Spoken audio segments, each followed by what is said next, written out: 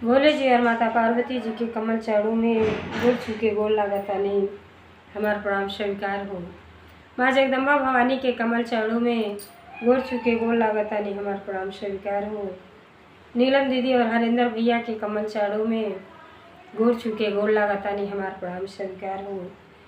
सब देवी देवता के कमल चरणों में गोड़ छूके गोड़ लागतानी हमार प्रणाम स्वीकार हो। सब गुरु भाई बहना के कमल चरणों में गोड़ छूके गोड़ लागतानी हमार प्रणाम स्वीकार हो। यूट्यूब भैया के कमल चरणों में गोड़ छूके गोड़ लागतानी हमार प्रणाम स्वीकार हो। थोड़ा सा आपसे रिक्वेस्ट बा कि मेरे कथा पर ध्यान दे जा, कथा के प्रेजन में शेयर करें ताकि ज़्यादा से ज़्यादा भक्ति के प्रचार प्रसार हो सके। हम आप लोगन के एक बहुत सुंदर माँ बेटे के कहानी कहा जाता है। जीवन में माँ का महत्व का होला, आई जाए कथा से सुनो जा। माई के दर्जा केहू ना ले सके। माई और बेटा के अपार प्रेम है, यह प्रेम के कहीं ना पा सके बेटा। तो आज हम माई बेटा के बहुत ही सुंदर श्री चर्चा कथा में एक कहानी लेके आए बटे। ये कहानी के आप लोग ध्यानपूर्वक सुनो कि माई अपने जीवन में बेटा को तीन का कोयले बाड़ी और बेटा माई के साथे का कोयले बाटो। जीवन भर आस लगा के बैठल बाड़ी अपने बेटा के कामयाबी के पीछे कितना कितना दुख सहले बाड़ी, लेकिन बेटा माई के अरमान कैसे चूर कैले बाटे। ये कथा के पूरा सुनब तो आप लोग के आनंद आ जाई और आँख में आंसू भी आ जाई कि ऐसा बेटा भगवान के हो के नाते। कथा बहुत रोचक बा। माई अपना हर दुख सह लेली लेकिन अपने बच्चन के कबो भूखे पेट सो जाली, लेकिन अपने बेटी के कबो दुखी तना दे सकेली। तो देखिए आई जाए कथा। अगर हमारा आप लोगों के अच्छा लगी तो कमेंट में भोले जी और माता पार्वती जी के नाम जरूर सभी लिखो। अब माई के इच्छा कैसे महादेव जी पूरा कैले बाटे। भक्ति में कितना शक्ति बा, कैसे बेटा के ज्ञान भइल बा, लेकिन हौसल मजनुआ खो खा के वही हाल है कि समय रहते आदमी के सुधार कर लेवे के चाही, बाद में पछतावा के सिवा कुछ ना रह जाला। कहा जाए कथा के सुनी।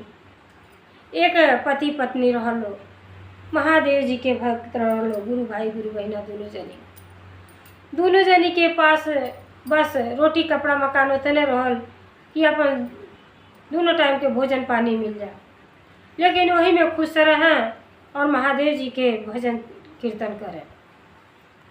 समय के बीतत देर ना लगेला, धीरे धीरे धीरे समय बीतत गई। बेचारी के 15-20 साल हो गई, कौनो संतान ना भइल। तो जनता बड़ी स्त्री के जीवन तब तक धन ना होला जब तक संतान के प्राप्ति ना होला। बेचारी इतना दिन भक्ति कैली लेकिन महादेव जी से कुछ ना मांगली, लेकिन तीसरापन में कहली कि ये बहन तो जांगर बा चल जाता, लेकिन हमन की बुढ़ापा के लाठी यानी बुढ़ापा के सहारा केहू ना बा। हे महादेव जी हमके एक पुत्र दे देती और उनका सेवा जतन कर देती, बढ़न हो जाता, वह हमार बुढ़ापा के सहारा बनता। तो देखिए जब सच्चे दिल से हम कुछ भगवान से मांगी ले तो हमार मनोकामना जरूर अवश्य पूर्ण होला। वो बहन का फरियाद जौन है महादेव जी सुन लेली। महादेव जी सुन ली। अब बेचारी के 15 साल के बाद गुरु बहना के गर्भ रह गए। जब गर्भ रह गई तब बेचारी बीतत जब 9 महीना बीत गए, बड़ा अति प्रसन्न भैली कि महादेव जी हमार जौन है मनोकामना पूर्ण कर देनी। आवास लगा के बैठल बड़ी। जैसे 9 महीना चलल, जब उनके दर्द शुरू भइल तो हॉस्पिटल में ले गए। सब हॉस्पिटल में गए के बाद एक सुंदर पुत्र के जन्म देली। पुत्र के जन्म भइल, ओकरे बाद जनता बाटी माई के सारा दुख पीड़ा दूर हो जाला जब अपने संतान के देखेली। डॉक्टर से पूछली कि हमरा का भइल बेटी की बेटा। डॉक्टर साहब कहले कि बेटा भइल बाटे, लेकिन बा। कहली का लेकिन बा? तो बेटा के एक आँख से दिखता, एक आँख के काना बाटे। माई कहली कौनो बात नहीं खे, एक आँख बा न, हम बानी एक आँख। हम अपने पुत्र के सेवा जतन आराम से कैले और जब तक जियब तबले हमारे बाबू के कोनो तकलीफ ना हुई, कोनो बात नहीं खे। कहला लेकिन एक बात बा, अगर कहली का अगर केहू के आँख केहू अपन दे दे तो लड़का के दोनों आँख से दिखे लगी। तो बाप रहला, बाप से पूछाई। बाप कहला कि नहीं, हम बाहर काम उम करीला तो हमारा आँख ना रही तो कैसे काम करब, घर परिवार के खर्चा कैसे चलाई। तब तक माई सुन गईली। माई कहली कि डॉक्टर साहब, ये हमार जो आँख बा निकाल के हमारे पुत्र के लगा दिया जाओ, हम एक आँख से देख लेब। अगर हमरे बाबू के दोनों आँख सही हो जाई तो कितना सुंदर लागी। हमार तो तीसरा पन चलता, कौन ठेकान बा, लेकिन हमार आँख लगा दिया जाए। अति प्रसन्न भैली माई। तो हु होली माई के जीवन में बहुत लोग कर्जा चुकावल चाहे, लेकिन केहू माई के कर्ज केहू आज तक न चुका पौले बा, न चुका पाई। माई अपन आँख दे के अपने लड़का के दोनों आँख से जब दिखे लगल, माई बड़ा खुश भैली कि चलो हमारे एक आँख लगल, हमारे बेटा के तो लौकता। हमारा ना ही आँख रही तब वो काम चल जाई। जब बेटा हमार सियान हो जाइए, बुढ़ापा के लाठी सहारा हो जाइए, तो हमारा आँख के जरूरते नहीं के। माई के ऐसा सोच बन गई। माई अपन बेटा के लवली पालते पालते अब वही लड़का जौन है 2-3 साल के रहना, तब पति के स्वर्गवास हो गए। जब पति मर गए ना, तब गुरु बहिना अकेल हो गई। अब सोचा तारी कि हे महादेव जी, यह उम्र में बेटा देहनी, अब बेटा के अच्छा संस्कार, पढ़ाई लिखाई, बिना रुपया पैसा के कुछ ना होके के बाद कैसे का करी। हे महादेव जी, हमके शक्ति दी कि हम ये कार्य में पूर्ण होके अपने लड़का के अच्छा से पढ़ा लिखा सकी। अब माई का कोई अपन लगली एक घरे वो घरे चौका बर्तन करे, एगो घर पकड़ लेली जौन मिले वैसे पढ़ावे लिखावे। लड़का जब तनी सियान हो गई, पढ़े जा लगन, तब बेचारी छोट रहा तो अपन ले जा स्कूले लड़का के छोड़े ले आवे। कहे बबुआ तू चिंता ना करी हो, जितना पैसा लगी हम लगाई, तू मन लगा के पढ़ियो बेटा, मन लगा के पढ़ियो। काहे खातिर कि हमार सब धन संपदा सब तू है बाट। बेटा कहला ठीक बा। और जब जाए लगना जैसे सियान भइल, उनकर सर संगतिया कहना का हो, ई कौन मेहरारू है तोहरा साथे आवेली। कहला कि तो हमार माई है। माई एक आँख से काना के काना रहली और शरीर भी बढ़िया ना रहल, कुरूप रहली। कहले कि तका करे के अपने माई के ले आवले। दादा तोहर माई तो आँख से काना बाटी आ कुरूप बाड़ी, देखत ना बनेला, बिहान से कह दिए तोहर माई ना आई है। अब बेटा के बड़ा बुरा लगल। बेटा आई ना घरे, कहला माई और तू बिहान से ना जाइल करिए स्कूल में। कहली काहे ये बबुआ का हो गई। तो हमार सब संगतिया चिढ़ावे ना कि तुहार माई कैसन बाटी, और तो एक आँख के कानी बाटी, देख ले दिन खराब हो जाला। अपने माई के साथे आवेला, अभियान से अपने माई के साथ न हो। माई कहली कि कौनो बात ना भाई बेटा, लेकिन तू ठीक से चल जाइबा ना। हम आई, हम सियान हो गल बानी, अब चल जाई। अपन खुद के ख्याल रखे लायक हो गल बानी। माई तू चिंता ना करियो, लेकिन बिहार से के अकेले जाए दिया। माई कहली कौनो बात नहीं खे, ठीक बा बेटा, लेकिन पढ़ाई पर विशेष कर ध्यान दिया। धीरे धीरे लड़का पढ़ाई में बहुत तेज रहना, दिमाग बहुत तेज रहल, पढ़ाई लिखाई बड़ा मन से करे। काहे खातिर कि जानत रहना कि माई हमरा करतीन कितना दुख सहेली। एक घर से काम ना बने 2 घर पकड़ ली, 2 घर से काम ना बने 3 घर। अब दिन भर बेचारी टोला भर में जेकर भी जौन काम रहे करे और रुपया पैसा जुटा जुटा देवे लगली। लड़का जब इंटर पास हो गई ना, फर्स्ट क्लास नंबर आयल, कहला माई हम फर्स्ट डिवीजन पास हो गई। माई की मानो खुशी के ठिकाना ना रहल। कहली कि बाबू तू बढ़िया कैल, जब अच्छा डिवीजन से पास हो गई तो तू बाहर जाके पढ़ाई कर, लड़का हमार डॉक्टर इंजीनियर बन जाइ। हाँ तो हमारे कितना नाव हुई कि फलानी के लड़का डॉक्टर इंजीनियर बन गए। कहली कि बाबू तू जा बाहर पढ़ियो, जितना खर्चा लगे उतना सब कुछ दे। बेटा बहरे गई न, अल मन लगा के पढ़ाई लिखाई करे लगल। माई अपन दिन भर बेचारी एक आँख से काना रहली, लेकिन अपने शरीर के प्रवाह न करते हुए भी रात दिन एक कोई के अपन रुपया पैसा जुटाओ और बेटा के भेजा। समय के पहिया चलत देर ना लगेला, बीतत देर ना लगेला। जब कुछ दिन बीत गई तब बेटा के खत आइल कि माई हम पढ़ाई पूरा कर भैनी, हमार नौकरी लग गई। और लड़का जौन है डॉक्टर बन गई। लड़का डॉक्टर बन गई ना, माई के खुशी के ठिकाना ना रहल कि हो बेटा तो हमार डॉक्टर बन गई, नाम रोशन कैल। बड़ा खुश भैली, आंगन में झूमे नाचे गावे लगली। हे महादेव जी, जैसे भले तीसरेपन में संतान देहनी लेकिन काबिल देहनी। अब अपना बारे में कुछ नहीं सोचे कि हमार बेटा अब डॉक्टर हो गई बाटे, आँख तो हमारा वैसे मिल गई ना। अब सोच सोच के झूमा ताड़ी, फिर इंतजार करो ताड़ी जैसे एक काम करे बाहर जाके ताके कि हमार बबुआ कहीं छुट्टी मिली तो जरूर घरे हो। लड़का डॉक्टर बन गई, वही अपन बियाह शादी भी कर लिया। फिर 2 साल के बाद खत आइल, 2 साल इंतजार कैली। आखिया तरस गई है पुत्र के देखे करतीन। बुढ़ापा समय रहे, आए दिन रोज याद करें कि कहिया हमार बाबू अता नज़र से देख लेती और नज़र जुड़ा जाए। अब 2 साल के बाद जब खत आइल, कहला माई हम बियाह को लेनी, बहुत सुंदर तो के बहू ले आयल बाटी।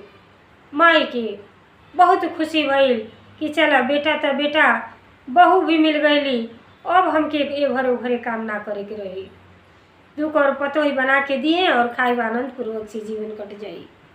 माई के का चाही, ऐसे ज़्यादा तो कोनो चाहे ना होला। लेकिन फिर सन्नाटा बेटा मार गई। ओकरे बाद रह गोर तड़ी कह तड़ी की देखो न डॉक्टर भी बन गई, बियाह भी कर लिया। बाबू हमार बहू लेके देखा कहिया आवेला। दोनों टाइम नज़र गड़ौले रहे, जौने ओर से रास्ता चले इनके घरे के तरफ मुड़े वही रास्ता पर निगाह लगौले रहे कि आज हमार बहू आई। हाँ आज हम पूरे नज़र से देख ली। करते करते फिर साल भर हो गई। बाद में फिर फोन आयल कि माई चिट्ठी आयल कि माई हमें तुम्हारे पोता आ गई बटे बहुत सुंदर। तो मुँहे से बेसी सूदी पर लाग रहेला। पोता तो दादी दादा के जान होला। बेचारी लोगली बहुते खुश भैली कि हमार सब खुश, सब मनोकामना हमार महादेव जी पूरा को देली। अब हमारे कौन चीज़ के कमी नहीं के। अब हमार बाबू के लगता छुट्टी ना मिलता। हे महादेव जी ऐसा कुछ उपाय करी कि हम अपने बेटा के लगे पहुँच जाए। अब जितना उनका खत आयल रहल सब माई गठिया लेली। और गठियाले के बाद राति में महादेव जी से कहतड़ी कि हे महादेव जी हमरा के हमरे पुत्र से मिला दी। जीवन के कौन भरोसा, एक बार नज़र से हम अपने बाबू के देख लेती, चाहे जो भी हो जा हमार चाह पूरा करी। हे महादेव जी अगर सच्चे दिल से और भक्ति कैले बाटी तो। अब सुतले रहली तो देखी रात रात महादेव जी के कृपा से जौने शहर में उनका बेटा रहत रहना वह शहर में पहुंच गईली। चल गईली। आँख खुलता त देखो तड़ी कि खूब बड़हन के हॉस्पिटल बा गेटे पर ठाड़ा बड़ी। तब गेटे पर जौन चपरासी रहल उसे कहली कि ए बेटा आही देखा तो पता में का लिखल बा, यही हमार बाबू है नाम के, हमारे बाबू का है नाम हो, यही डॉक्टर हम हम उनका माई है, उनसे मिलल चाहते हैं। माई के रूप रहली, देहात के औरत रहली, फटा पुराना साड़ी पहले रहली, साड़ी पर ध्यान ना जाता। उनके तो इच्छा रहे कि कब हम अपने पुत्र से मिली। कहना इतना बढ़न डॉक्टर के माई ऐसन ऐसन तो हो ही ना सकेली, तो मालूम पड़ता भिखारी नहीं। कहली कि नहीं बेटा सच माना, हम उनकर माई हैं, जा कह दो। अब वो कहे नहीं अंदर ना जाइयो, तू उनके माई हो ही ना सकेलू, ये पागल कहाँ से आके यहाँ हल्ला करताड़ी। फिर जब चिट्ठी देखौली ना पता देखना पड़ना, कहना नहीं था ना पता तो सत्य लगता।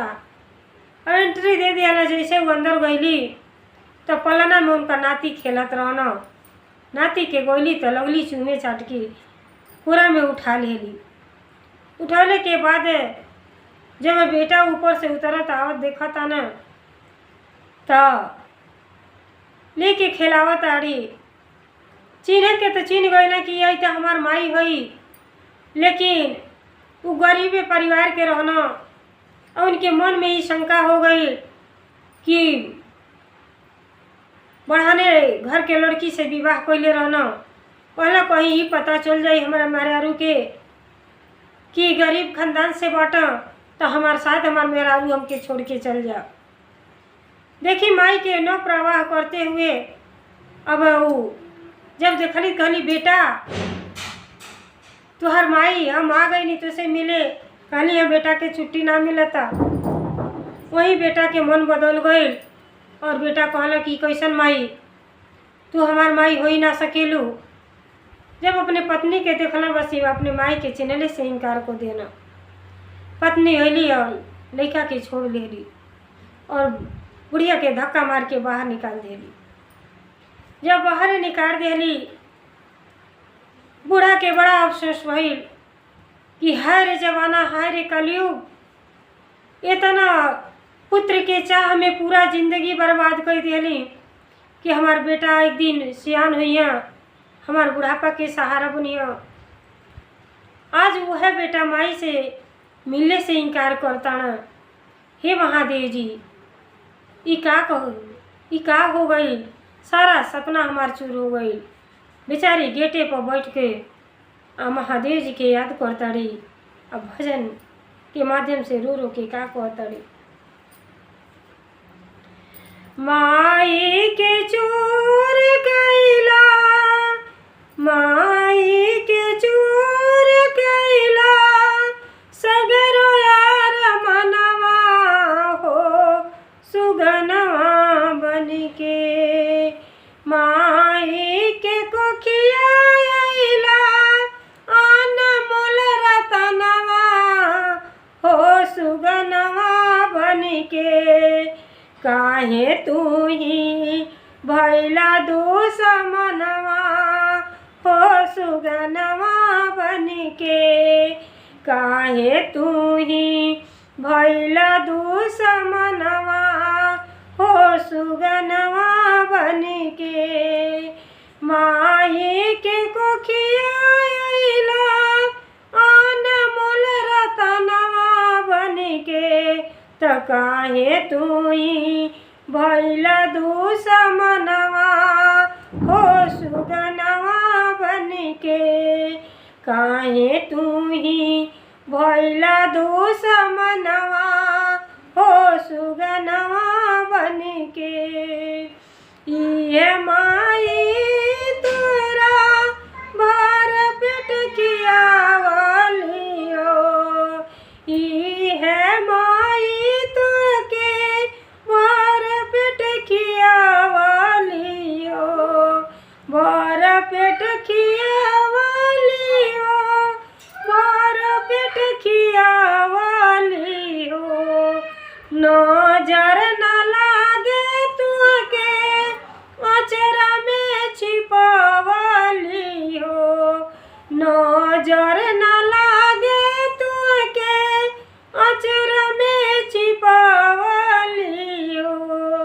माई के चूर कैला सगरो यार मनवा हो सुगनवा बनके माई के चूर कैला सगरो यार मनवा हो सुगनवा बनके काहे तू ही भैला दुश्मनवा हो सुगनवा बनके काहे तू ही भैला दुश्मनवा हो सुगनवा बनके होई अभागा जे कोर माई नाही होई है ओ हर दम अखियाऊ न कर सुतले में रोइए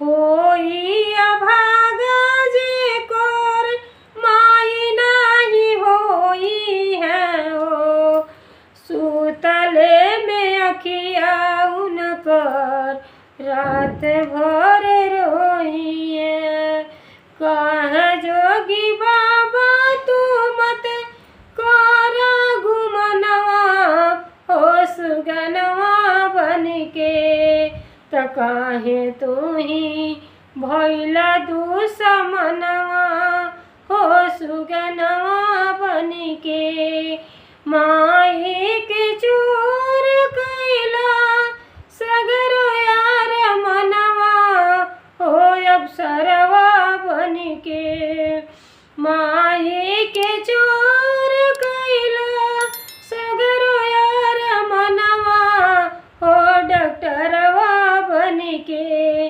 काहे तू ही भैला दुश्मनवा हो डॉक्टरवा बनके बेचारी कहतड़ी इतना जतन से बेटा के पलनी पोसली एक आँख रहल पैदा भइलो अपन आँख दे देनी कि हमार बेटा अगर सही सलामत रही है तो हमारी आँख की ज़रूरत ना पड़ी। आज वह बेटा अपने माई के चिन्हले से इनकार कर देता है। हाय रे जवाना ही महादेव जी, सचमुच ही दुनिया मोह माया की बाजार बा एकरे अलावा कुछ हो नहीं है। लेकिन हे महादेव जी, हमके कम से कम अपने बेटा से मिला देली, अब हमके मुक्ति देई और हमारा उद्धार करी, शिवधाम में ले चली हमके। माई यह भजन गाइते बेहोश हो गईली और गिरते भर में माई के प्राण निकल गई।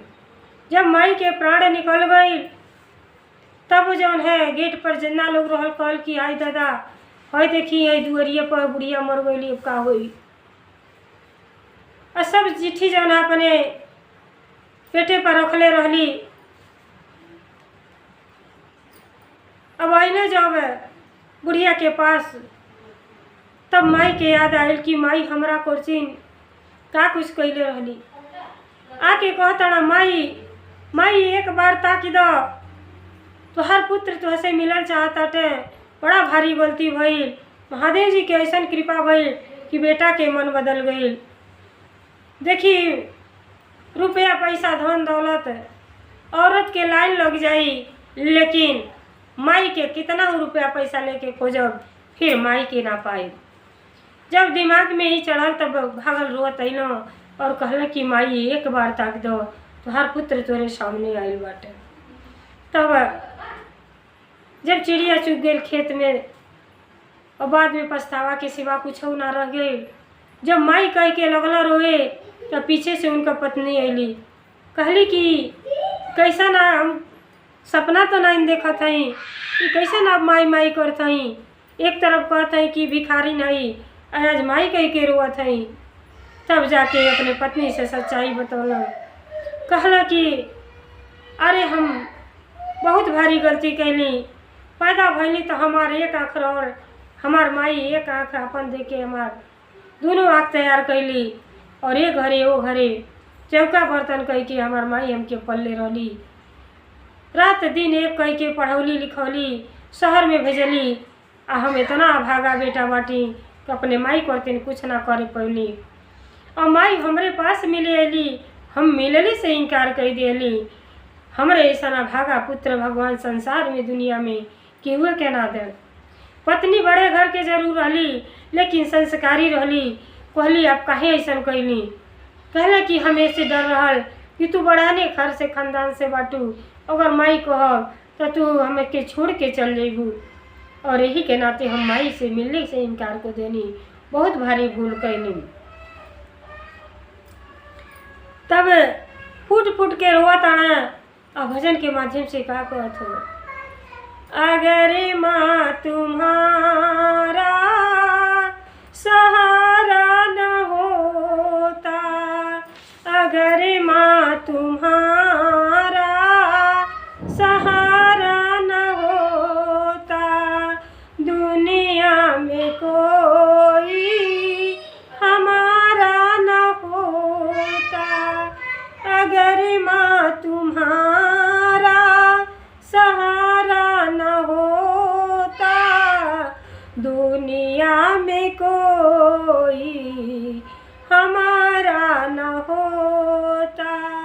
जब से मिली है दया हमको उनकी, तो राहें बदल गई जिंदगी की। जब से मिली है दया हमको उनकी, तो राहें बदल गई जिंदगी की। मेरा बिगड़ा जीवन, मेरा बिगड़ा जीवन संवारा न होता, अगर माँ तुम्हारा सहारा न होता। मेरा बिगड़ा जीवन संवारा न होता, तेरे ही सहारे जिए जा रहे हैं, ममता की अमृत पिए जा रहे हैं। नजर करम का इशारा न होता, अगर माँ तुम्हारा सहारा न होता।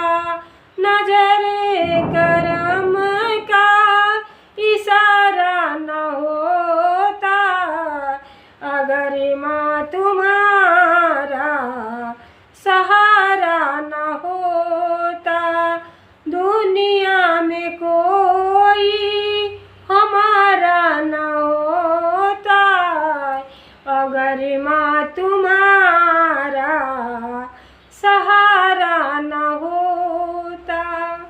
रोआ ताड़ा और कहा ताड़ा कि हे माँ, आज तुहरे ही सहारे से हम कहाँ रहली और कहाँ से कहाँ पहुँचाए वाला।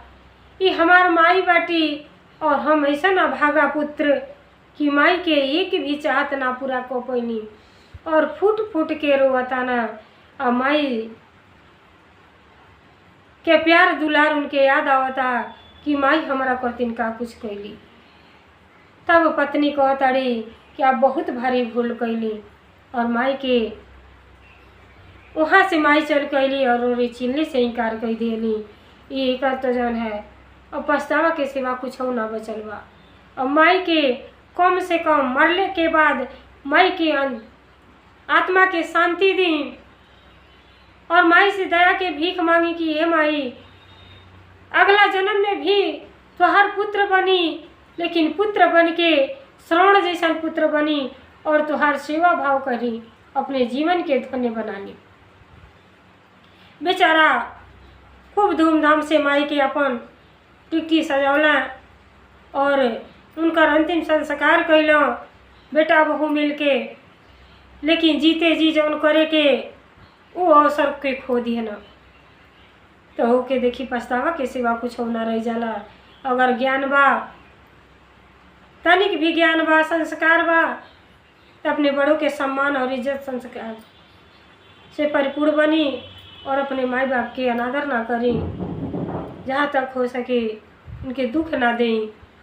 आज आपके माई बाप हमें बयान आप भी माई बाप बन तो हमारा आप लोग से रिक्वेस्ट बा कि अपने माई बाप पर विशेष कर ध्यान दी। कथा भजन से बहुत कुछ सीखे के मिलेला। वो पुत्र के एहसास भई और फिर महादेव जी के याद कैलो। जैसे गुरु बहिना शिष्या रहली वो लोग महादेव जी के भक्त बनल और भक्ति में अपन जीवन व्यतीत कैलो और फिर अगला जन्म में वही श्रवण जैसन पुत्र बनल और माई के सेवा भाव करके अपने जीवन के धन्य बना लिया। तो ऐसा कार्य करी कि कम से कम मरला के बाद भी कोई नाम करे। तो जैसे महादेव जी की कृपा वो माई पर भइल बेटा के ज्ञान देनी, वैसे सब गुरु भाई बहना पर याद कृपा बनल है। हर हर महादेव, हर हर महादेव। भोलेनाथ की जय, सच्चे दरबार की जय, 33 करोड़ देवता की जय।